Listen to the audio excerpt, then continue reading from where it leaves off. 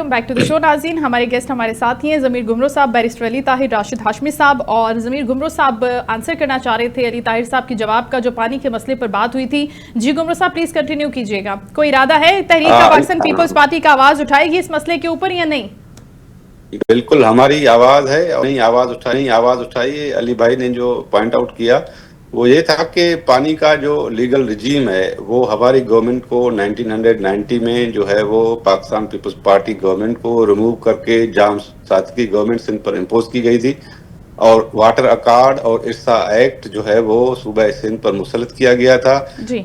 जबकि पहले जो है सिंध पंजाब वाटर एग्रीमेंट था 1945 का, वो इन जो है वो इफेक्ट था।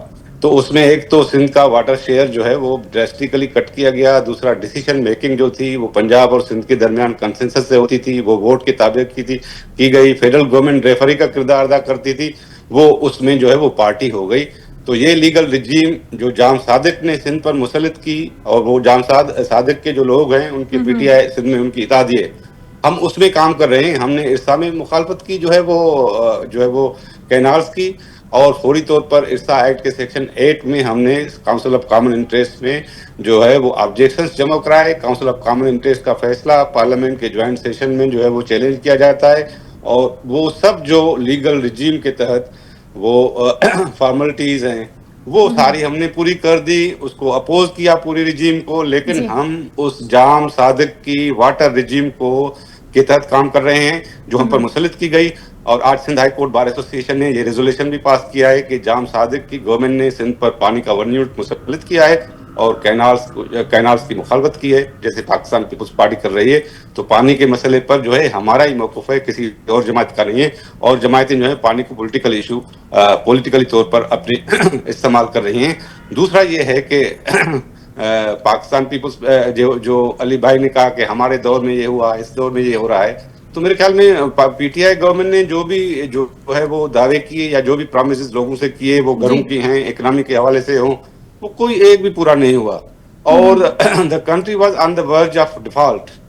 उसके बाद उनको जो है वो नो कॉन्फिडेंस मोशन के जरिए जो है वो पहली मर्तबा किसी गवर्नमेंट को हटाया गया। पहले जुडिशरी हटाती थी, हमें तो जो है वो जुडिशरी का शिकार थे या मिलिट्री गवर्नमेंट का शिकार थे। इनको तो नो कॉन्फिडेंस के जरिए हटाया गया, और उसके बाद जो है वो एक भारी जिम्मेवारी पड़ी कि मुल्क को कैसे जो है वो बचाया जाए डिफॉल्ट से, और इकोनॉमिक सिचुएशन को कैसे जो है स्टेबलाइज किया जाए।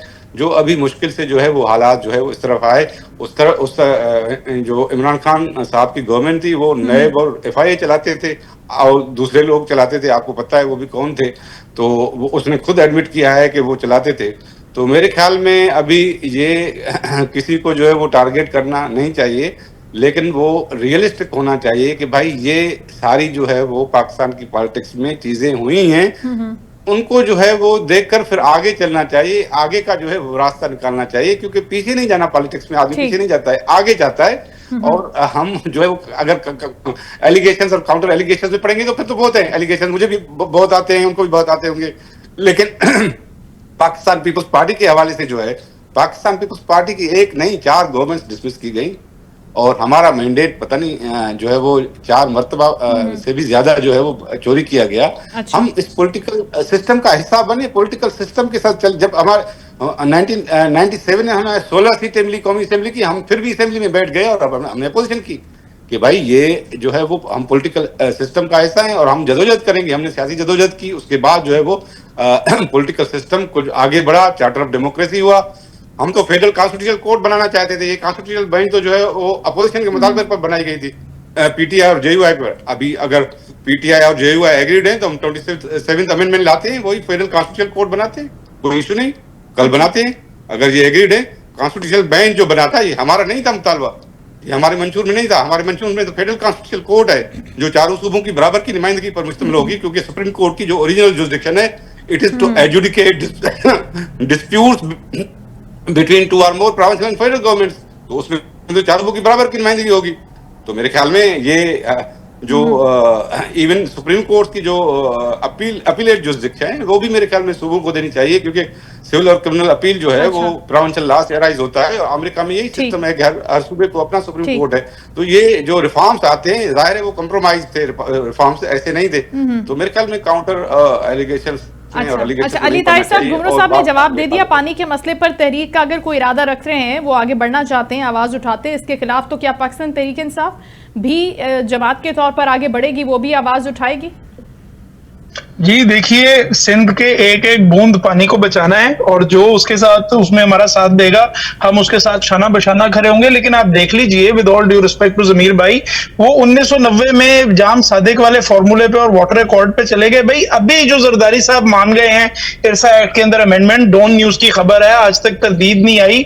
और जिस तरह से आप चल रहे हैं आगे, आप उसके ऊपर कोई एजुटेशन नहीं कर रहे, उससे नजर यही आता है कि आप उसके साथ मिले हुए हैं। Peoples Party has come full circle.